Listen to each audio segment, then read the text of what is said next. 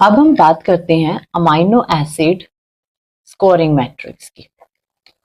जब हम amino acids के केस में स्कोरिंग मैट्रिक्स को जनरेट करवाते हैं, वहां पर जो स्कोर्स हैं, जो वैल्यूज हैं, वो मेनली यहाँ पर एक तो आपको पता ही है कि कॉम्प्लिकेटेड है ये जनरेट करवाना, स्कोरिंग मैट्रिक्स डेवलप करना।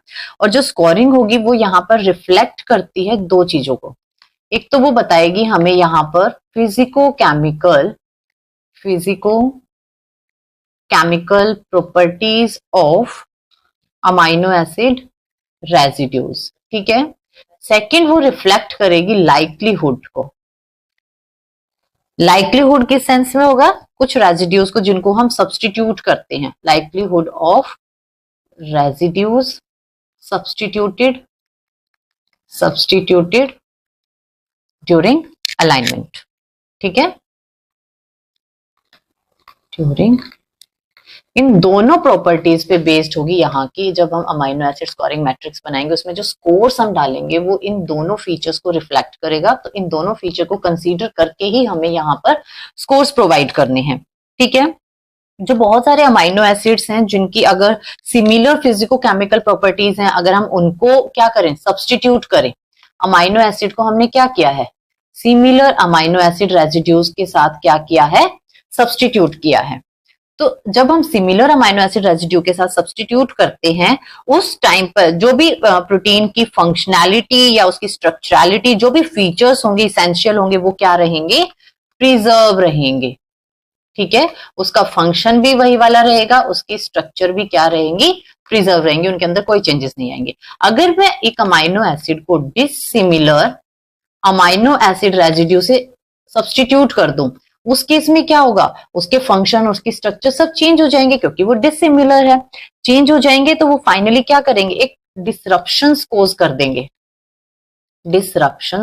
देंगे, किसमें, स्ट्रक्चर और फंक्शन के अंदर, ठीक है। डिसरप्शन हो गई, फाइनली एक डिस्ट्रक्टिव सब्सटीट्यूशन यहाँ पर हुआ है, जिस एवोल्यूशन ने उसको में सेलेक्ट किया गया है। अगर ये सेलेक्ट होता है, फिर उसके बाद क्या होगा, वो एक नॉन फंक्शनल प्रोटीन वहां से जनरेट होगा, जो कि हमारे किसी भी काम का नहीं होगा, ठीक है। हम क्या करेंगे एक नॉन फंक्शनल प्रोटीन का, उससे हमारी सारी अलाइनमेंट खराब हो जाएगी, सारी स्कोरिंग मैट्रिक्स खराब हो जाएगी। इसलिए यहाँ पर ट्राई किया जाता है कि जो अमाइनो एसिड हैं, जो शेयर करें कुछ ना कुछ फिजिकल या केमिकल प्रॉपर्टीज को, कोई ना कोई लाइक्लीहुड वो शेयर करते हैं, उसी के साथ ही अगर हम उसको सब्सटीट्यूट करते हैं, तो जो स्ट्रक्चर और फंक्शन होगा हमारे प्रोटीन का, वो क्या रहेगा, मेंटेन रहेगा। इसके लिए कुछ एग्जाम्पल्स हम यहाँ पर डिस्कस कर लेते हैं। सबसे पहले एक छोटा सा एग्जाम्पल लेते हैं हम यहाँ पर, फिनाइल एलेनिन, जैसे मेरे पास है फिनाइल एलेनिन, टायरोसिन और ट्रिप्टोफैन। अगर मेरे पास ये तीन रेजिड्यूज हैं, अगर मैं इन तीनों रेजिड्यूज को एक दूसरे के साथ सब्सटीट्यूट करती हूँ, तो मेरे जो फंक्शनल और स्ट्रक्चरल बिहेवियर है, प्रॉपर्टीज है मेरे प्रोटीन की, वो क्या है, प्रिजर्व रहेंगी, मेंटेन रहेंगी। क्यों? क्योंकि जो फिनाइल एलेनिन है, टायरोसिन है और ट्रिप्टोफैन है, वो क्या करते हैं, शेयर करते हैं एक एरोमेटिक रिंग स्ट्रक्चर को, ठीक है। मींस उसने कुछ ना कुछ सिमिलैरिटी शो की है इन रेजिड्यूज ने, तो इनके अगर हम सब्सटीट्यूट करेंगे इनको, तो वो क्या करेंगे, प्रिजर्व करके रखेंगे स्ट्रक्चरल और फंक्शनल प्रॉपर्टीज को। दूसरा एग्जांपल ले लेते हैं यहां पर, जैसे आर्जिनिन है, लाइसिन है एंड हिस्टिडिन है। अगर मैं इन तीनों के अंदर भी सब्सटीट्यूशन करवाऊं, ये तीनों अमाइनो एसिड भी अगर क्या करें, सब्सटीट्यूट करें, तो भी हमारे फंक्शन और स्ट्रक्चर जो है प्रोटीन के या अमाइनो एसिड्स के, वो क्या रहेंगे, प्रिजर्व रहेंगे। क्यों? क्योंकि आपको पता है ये तीनों अमाइनो एसिड्स क्या हैं, ये शेयर करते हैं बेसिक प्रॉपर्टीज, ये बेसिक है नेचर में, बेसिक रेजिड्यूज हैं। तो इन्होंने अपनी फिजिकल केमिकल प्रॉपर्टीज जो है वो मेंटेन करके रखी हैं, सिमिलैरिटी शो की है। इसलिए जब अगर हम इनको सब्सटीट्यूट भी करते हैं, तो हमारे फंक्शनल और स्ट्रक्चरल प्रॉपर्टीज जो है वो प्रिजर्व रहेंगे, उनके अंदर कोई ज्यादा चेंजेस नहीं आएंगे, ठीक है।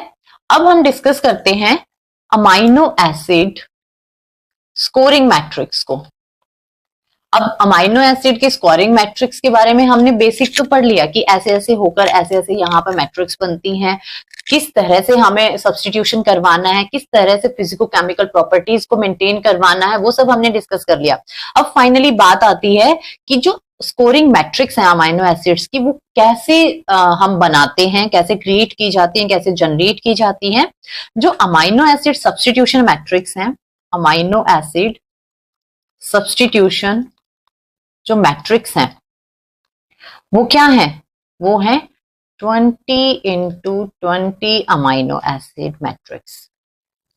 ठीक है, क्यों है? क्योंकि आपको पता है 20 अमाइनो एसिड्स अवेलेबल हैं, तो हम क्या करते हैं यहाँ पर 20 अमाइनो एसिड्स के और 20 अमाइनो एसिड्स की क्या करवाते हैं, अलाइनमेंट करवाते हैं 1 by 1।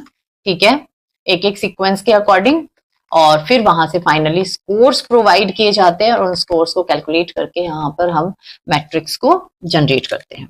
ठीक है, स्टार्ट करते हैं। जब स्कोरिंग मैट्रिक्स को जब बनाया जाता है, जब हम स्कोरिंग मैट्रिक्स जनरेट करते हैं, उस टाइम पर आप क्या करेंगे, डिस्कस करेंगे दो टाइप्स को।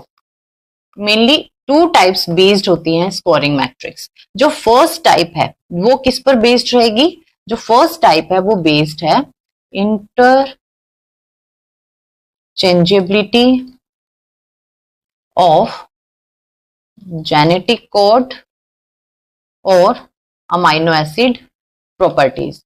एक टाइप इस पर बेस्ड है। जो सेकेंड टाइप है हमारा प्रॉपर्टीज अमाइनो एसिड मैट्रिक्स का, वो डिपेंड करता है या डिराइव किया गया है, उसको derived from empirical study of amino acid substitution. ठीक है, एम्पेरिकल स्टडी क्या है? जितना भी आपने उसको डायरेक्टली या जितना भी आपने उसको इनडायरेक्टली वो स्टडी की है आपने, ठीक है, डायरेक्टली और इनडायरेक्टली ऑब्जर्व किया है उसको, इसको हम बोलते हैं एम्पेरिकल स्टडी। अब आप खुद ही सोचिए, हमने दो टाइप से अमाइनो एसिड मैट्रिक्स बनाई है, स्कोरिंग मैट्रिक्स। एक तो बेस्ड है इंटरचेंजेबिलिटी ऑफ जेनेटिक कोड और अमाइनो एसिड प्रॉपर्टीज पे। जो सेकेंड वाली है उसको डिराइव किया गया है कहां से? From empirical study of amino acid substitution. तो कौन सी बेस्ट रहेगी? यस, सेकंड वाली जो है, जो बेस्ड है हमारी एम्पेरिकल स्टडी पे इन अमाइनो एसिड सब्स्टिट्यूशन की, वो मैट्रिक्स हमारी बेस्ट रहेंगी as compared to this first approach. इसके कंपैरिजन में सेकंड क्या है, बेस्ट है, वो हमें बेटर रिजल्ट्स प्रोवाइड करेगी। ठीक है, अब जो एम्पेरिकल मैट्रिक्स हैं जो बेस्ड हैं इस पर, वो फर्दर हमारी 2 टाइप्स की हम यहाँ पर स्टडी करेंगे। फर्स्ट हमारी रहेगी पैम मैट्रिक्स और सेकंड हमारी रहेगी ब्लॉसम मैट्रिक्स। ठीक है, पैम और जो ब्लॉसम है, पैम जो है वो डिनोट करता है पॉइंट एक्सेप्टेड म्यूटेशंस को, और जो ब्लॉसम है वो डिनोट करता है blocks of amino acid substitution matrix को। ठीक है, ये 2 तरह की मैट्रिक्स हम यहां पर स्टडी करेंगे 1 by 1, पैम एंड ब्लॉसम। ठीक है, स्टार्ट करें। पहले एक थोड़ा सा बेसिक हम इन दोनों मैट्रिक्स से रिलेटेड हम स्टडी कर लेते हैं। बेसिक में क्या होगा कि जो पैम और ब्लॉसम मैट्रिक्स जब हम यहाँ पर बनाते हैं, यहाँ पर जो सब्स्टिट्यूशन होता है ना, वो बहुत मैटर करता है। यहाँ पर अगर कोई आपको मैट्रिक्स में देखने को मिले कहीं पर हाई स्कोर, कहीं पर आपको देखने को मिलेगा लो स्कोर, तो इनका क्या मतलब होगा? हाई स्कोर का मतलब होता है कि जो सब्स्टिट्यूशन हुआ है ना वो मोर लाइकली है।